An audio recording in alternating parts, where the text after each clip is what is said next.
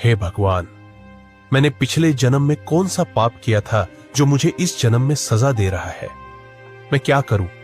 तू ही मुझे रास्ता दिखा। अब मेरे पास मेरी साइकिल नहीं है। पहले साइकिल थी तो मैं शहर जाकर काम कर लिया करता था और परिवार को 2 वक्त का खाना खिलाता था। भगवान, मैं मर्द हूं, मैं तो रो भी नहीं सकता, इसलिए जंगल आ गया हूं। अगर मैं राधा और अपनी बेटियों के सामने रोता तो उनका हौसला भी टूट जाता। भगवान, अब तो तू ही मेरी कोई मदद करेगा।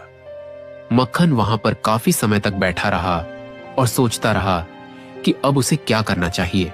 मक्खन जब रात को अपने घर आया तो उसने देखा कि उसके घर में कोई नहीं था। वह बहुत परेशान हो गया और गांव के ही एक आदमी से पूछा, राजू, मेरे घर पर कोई नहीं है। तुम्हें पता है मेरे घर वाले कहां गए हैं? मक्खन भाई, तुम्हारी बीवी की अचानक सेहत खराब हो गई थी और गांव वालों ने तुम्हें गांव में हर जगह तलाश किया, लेकिन तुम नहीं मिले। इसलिए गांव वाले तुम्हारी बीवी को अस्पताल लेकर चले गए हैं। मक्खन जल्दी अस्पताल की तरफ निकल गया। थोड़ी ही देर में वह अस्पताल पहुंचा और डॉक्टर से पूछने लगा, डॉक्टर साहब, मेरी पत्नी को क्या हुआ है? मक्खन, तुम्हारी पत्नी के पेट में पथरी है। हमें जल्दी से जल्दी उसका ऑपरेशन करना होगा ताकि वह जल्दी ठीक हो सके। अगर हमने देर की तो उसकी जान भी जा सकती है। इसलिए जल्दी से पैसे जमा करवाओ ताकि हम ऑपरेशन शुरू करें। मक्खन के पास तो एक समय के खाने के भी पैसे नहीं थे।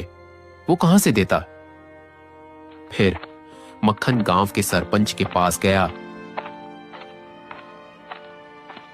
और उससे मदद मांगने लगा। सरपंच जी, अब आप ही मेरी मदद कर सकते हो। मेरी पत्नी अस्पताल में है और मेरे पास उसके इलाज के लिए पैसे नहीं है।